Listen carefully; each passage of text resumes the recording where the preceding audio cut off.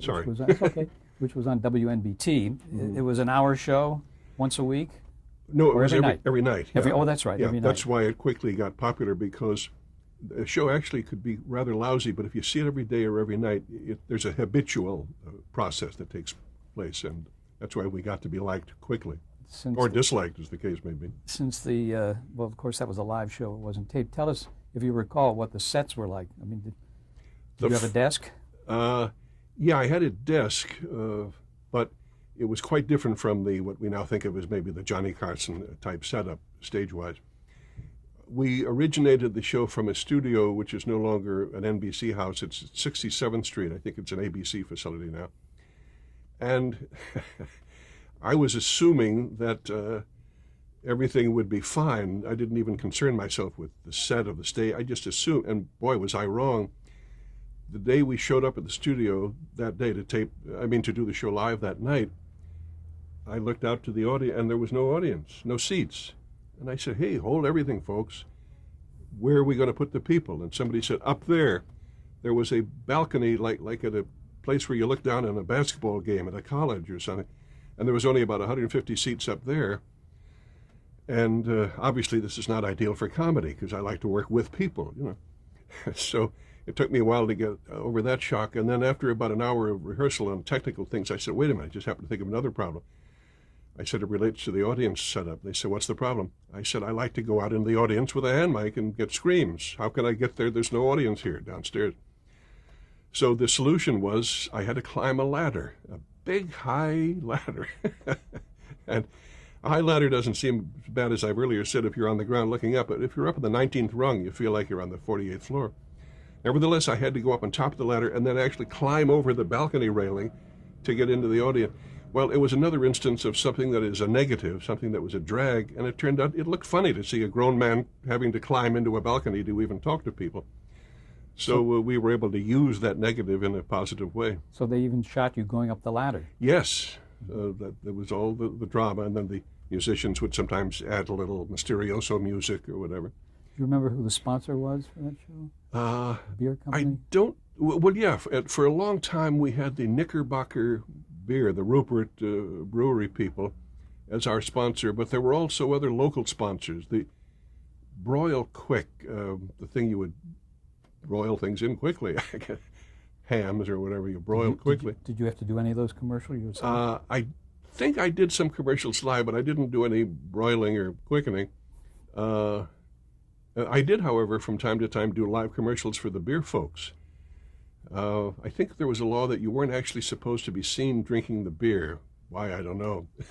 If it's a crime, why do it at all? But there was some guy on the air at the time who was doing commercials for coffee, an announcer. And I think what he would do is take a sip of the coffee and then say, man, that's coffee. You know, smack his lips. I wanted to smack his lips myself. But anyway, one night I took a sip of beer and said, man, that's coffee. It was funny at the time. The time was about 10:26, I think. How did that show on NBC compare to the one you did on CBS? It was very similar. I don't remember really changing anything structurally because, as I've earlier narrated here, it all started on my Hollywood radio work for CBS in this town. So I just made a few minor nips and tucks and adjustments, and it wasn't, as I say, in formula, much different. And whatever changes were made were all part of evolution. For example, when they finally realized that we were getting so many laughs that it made sense to get me into a better studio, I think the next move was up to, is it 6B in the RCA building? I think it's where Johnny later did his show for years. Milton Berle, I think, was in there Yeah, too. a lot of the comedy shows, Milton and some of the others. It was a good house for comedy, as I recall. And then later we moved to an even better house, the Hudson Theater. And that opened up a lot of possibilities because when you're up on the 8th floor or the 6th floor, whatever it was, there isn't a heck of a lot you can do to get off the stage. You can go down the hall, as we sometimes did, which David Letterman would later do. But I always loved to have a street, an empty lot, something outside a building at my disposal. And that we did have at the Hudson Theater. So it opened up a lot of comedy possibilities. A year after the show was launched, Pat Weaver, who was then president of NBC, decided to air your show on the full NBC network. I think Yes, that I'll was always be grateful to Pat for that decision. How did that come about? Well, I guess he was just looking at the show from time to time. I don't think for the first few months we were on there he even knew we were. It was not his business to check local stations. He was a network thinker and doer, and a very good one, too. But as it happened, he already had a big hit with the Today Show, which is still successful in the morning, of course. So inevitably, he or some member of the programming department would have thought, oh, how about a late show called The Tonight Show? It's just the opposite end of the calendar, the clock.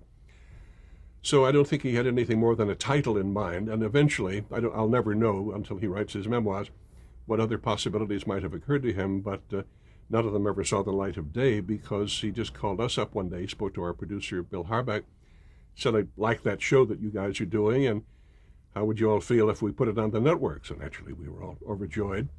And the only practical change that was made, the only important change, was it was no longer called the Steve Allen Show. Then we had to go with the title Tonight, and I was willing to do that. In fact, years later, the full title would be The Tonight Show starring Johnny Carson. End of title. I never thought of that, or didn't really give much of a damn if I had. Everybody knew who I was, and they knew it was with Johnny Carson or Donald Duck or Steve Allen or whoever was the host. But it was called Tonight. And only later did the phrase The Tonight Show come to pass. What did this mean to you, going from a local show to network? What were your feelings? Well, it took a load off my mind because I had just come from several years of network experience, both in radio and in television. And as I've earlier mentioned, it was definitely a step down to come off the highly prestige network work into a lowly local program. However, I never had any grand ambitions in those days, or subsequently for that matter.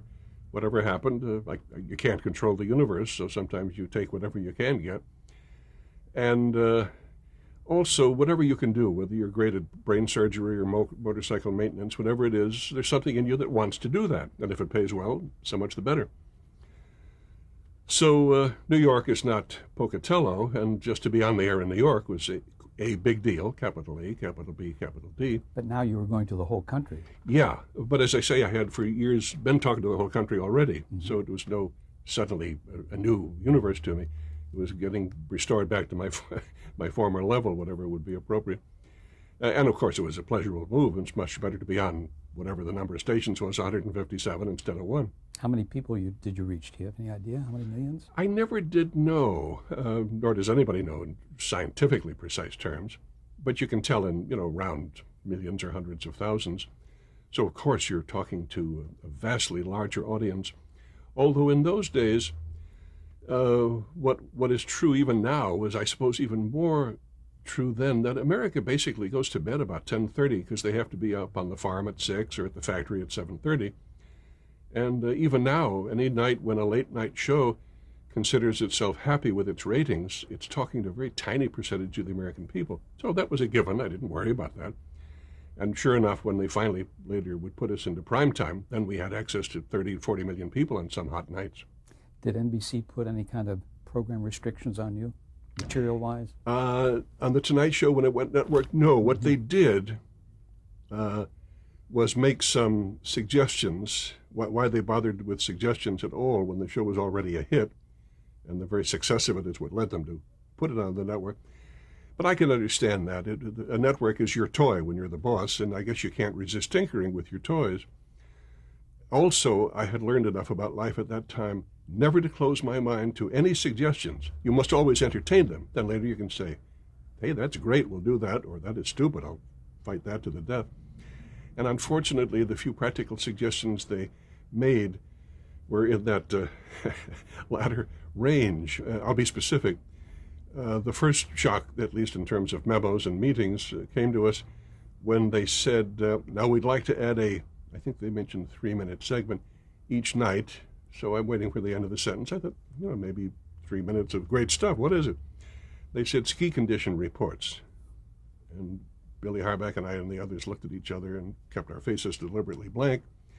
It was really a dumb idea. So I said in my responding memo, have you gentlemen done any research as to what percentage of the American people give a damn about skiing? I said, it's a lovely sport. I have nothing against it. More people should ski, but very few do. And even of those, on any given night, they're not too likely to be going skiing.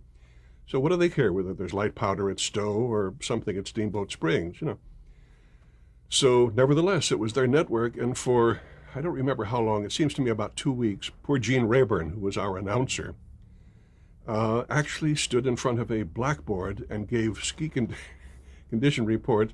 Now this would come out of half an hour of screaming comedy and hot jet, and suddenly the audience in the studio was, is he talking about snow? Who gave a damn? Well, they finally realized they'd made a dumb suggestion, and we dropped that. The other suggestion was not that dumb. Abstractly, it's not a bad idea, but in practical terms, it was a bad idea.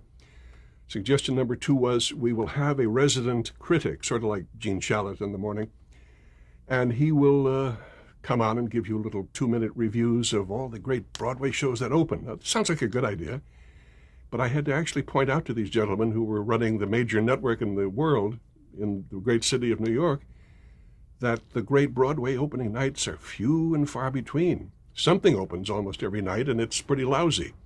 But how many nights are there when Oklahoma opened, or South Pacific, or, from here to whatever? So, nevertheless, they assigned a critic to the show, a very nice fellow. I think his name was Bob Joseph, if I'm not mistaken. He was a personal friend, a social friend. But charming camera work was not his area of expertise. He was basically a writer, a good critic, as far as I ever knew. But his personality was not ideally adapted to television, and most nights he had lightweight fare to talk about, and many a night nothing whatever to talk about. So again, there was about a 2 or 3 week embarrassing period, and then they dropped that suggestion. Did you go to that as an area of satire at any time?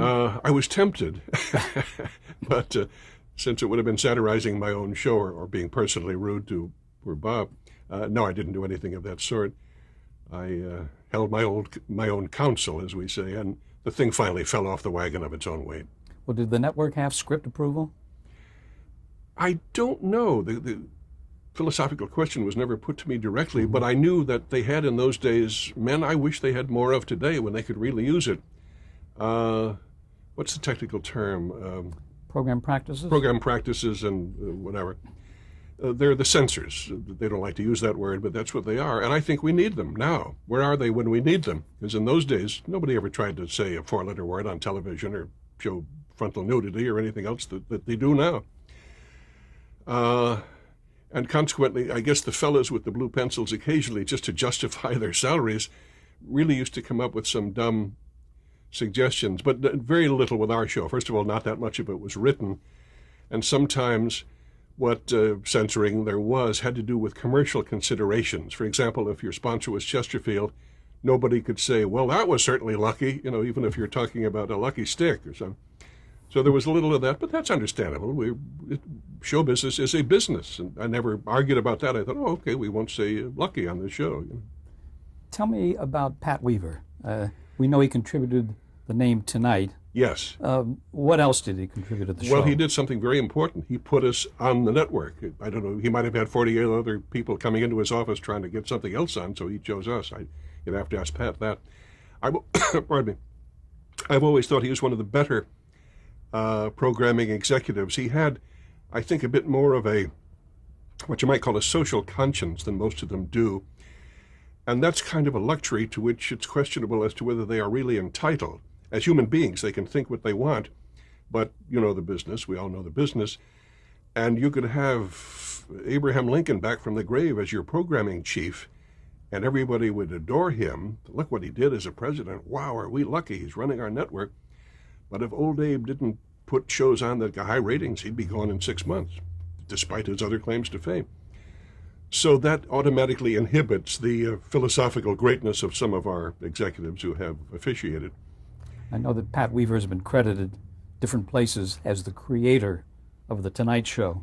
Yeah, there was a period running, I think just a year or so, when that was in question. It was never in question among people who knew the territory or knew the history.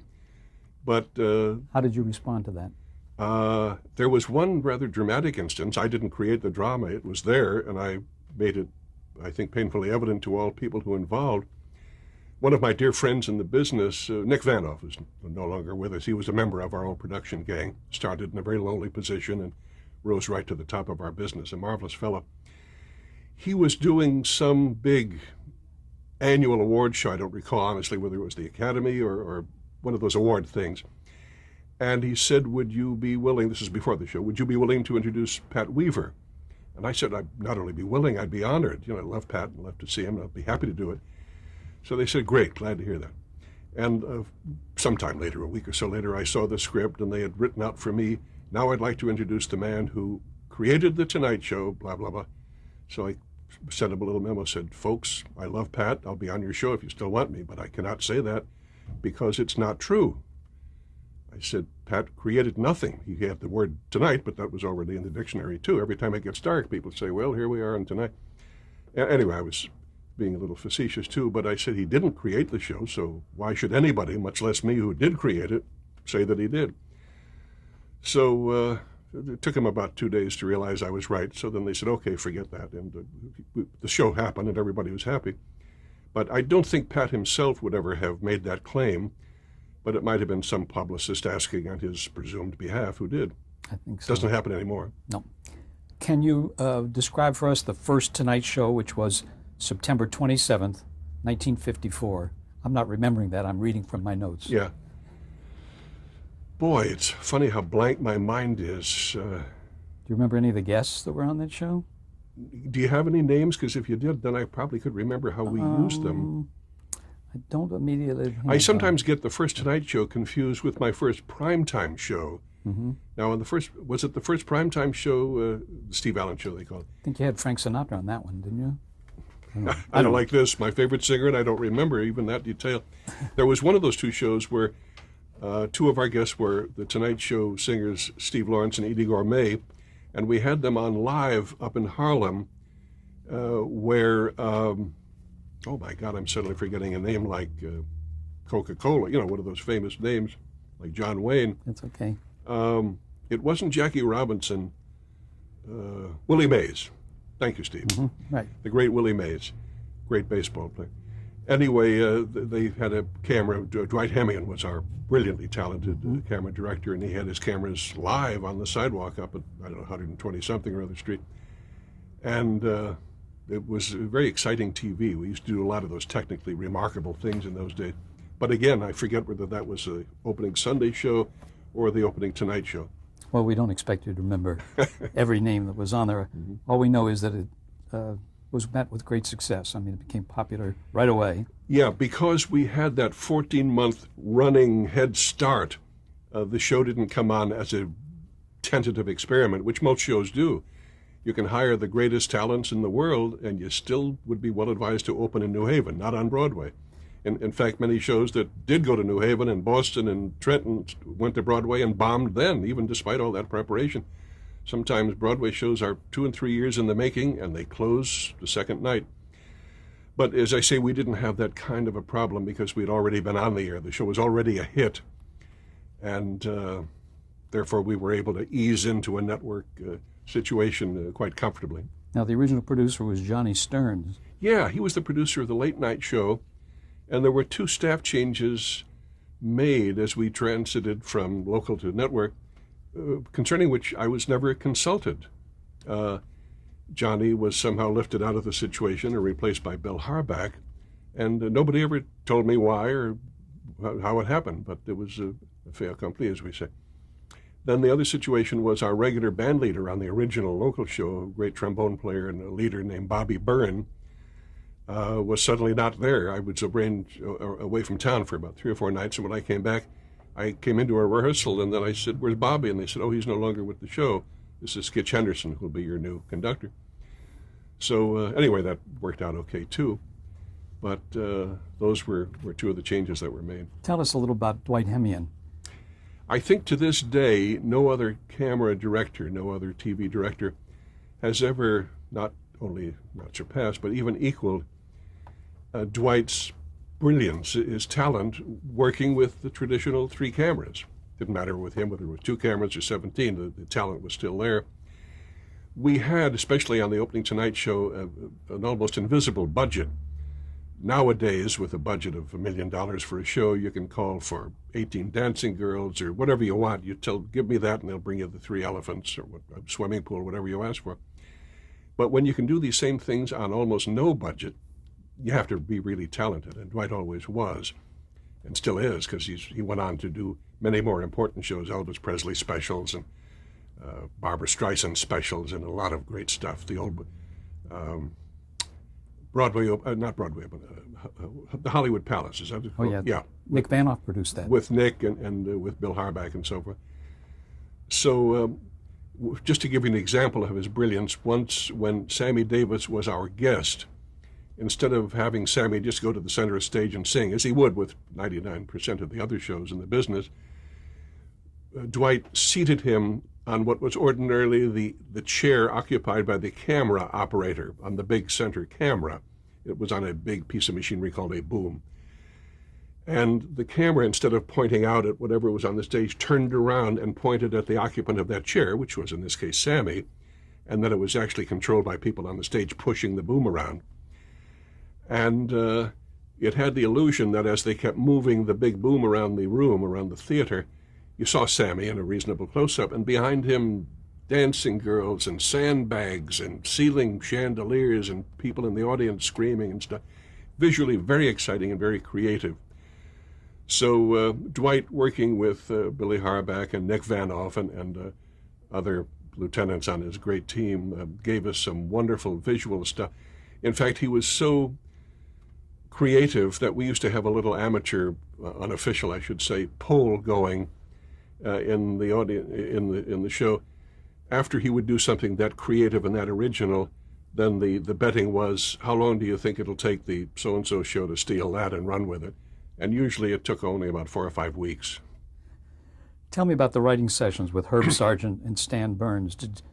Were you in on all of them, or did they come to you with finished material? All of the above. Sometimes I would sit with them, but most of the time I would let them alone. We would, pardon me. It's okay. We would talk, of course, about the requirements of our star guests, because that was of major importance. And for example, if you get a Gloria Swanson or a Carole Lombard or Fred McMurray, you have to concentrate on making them as good as their talent would entitle them to be made. And so we would have sort of general agreements about that. And then later, when we had a larger staff, and to us that just meant 4 or 5 writers instead of the 57 they have now, generally you would have Stan and Herb write one sketch. Then if the guest was also funny and creative in his own way, such as Peter Ustinov, for example, who was with us several times, we would confer with him. And in many cases, if we were lucky, he'd say, hey, I already do a bit as a German tank commander or whatever, so you'd just drop his bit like a building block into your show, not have to write much of it. Or you would start with something he could do and build a sketch around that. One of the cutest sketches, for example, involved my playing straight for Peter, who's a wonderfully talented man and very charming. And I was just about to actually travel to Europe that summer. So I said, this is the kind of thing you can expect if you travel across borders in Europe. So at one point we were pretending that I was at the border as we entered Germany, and he gave a very funny performance as the German official inspecting my luggage and so forth. And then later he was the same kind of a fellow, but in this case, as you enter the borders of Italy, and in the third instance, I don't know, the borders of Russia, whatever it was.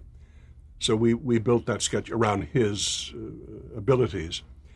In some cases, by we now I'm talking about the writers, we were able to take people who had no history whatever at comedy, except perhaps light drawing room comedies, they used to call it, like a Cary Grant or a Claudette Colbert, and give them broad comedy to do, and they would do it very well. In fact, one of the funniest sketches ever done on television, I can say that because I was not in that sketch. I was just loving it and watching it from the sidelines. Because when you're the host of a show, you can't be in all the sketches, and even if you could, you shouldn't.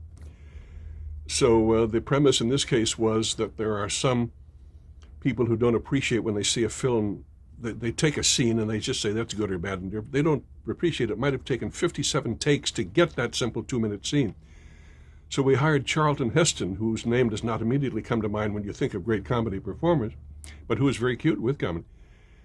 We hired him to play a klutzy John Wayne kind of a cowboy star on Alan Ladd, very masculine, but no comedy chops.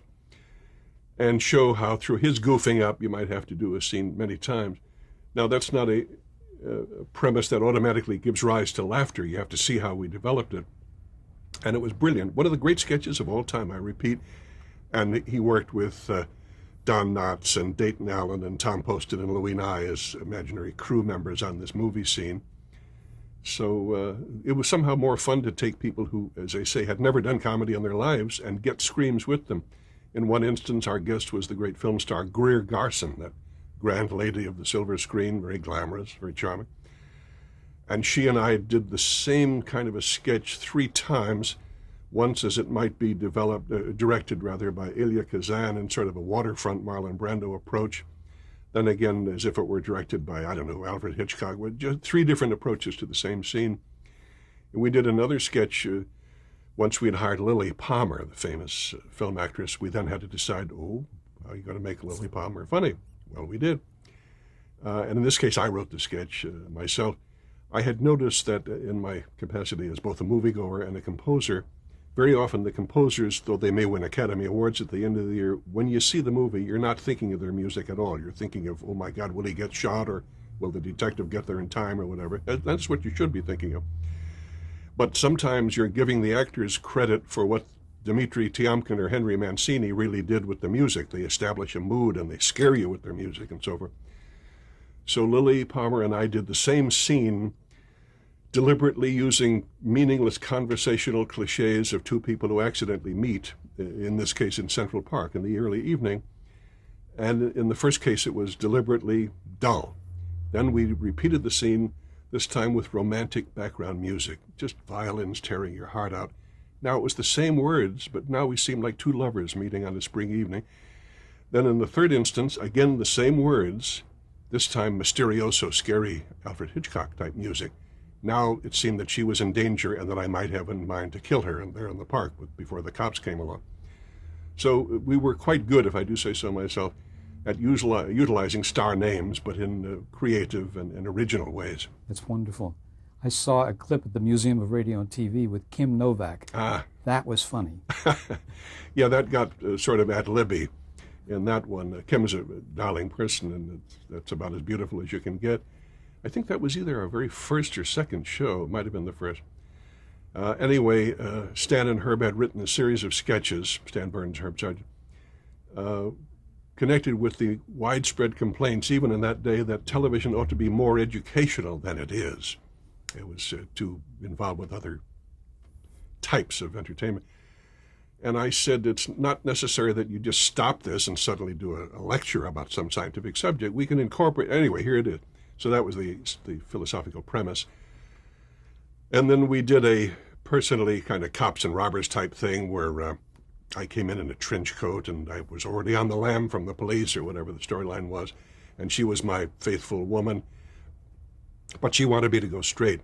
So at one point I pulled out a revolver out of my trench coat, and then she and I were supposed to suddenly look into the camera and say, revolver, R-E-V-O-L, and we pulled down the lampshade and had a drawing of a revolver. It became an educational exercise at that point. But right at a key moment, poor Kim forgot her lines, so we were live. So we had to ad-lib our way out of that moment. Let's get back to that in a minute as we change tapes. All right.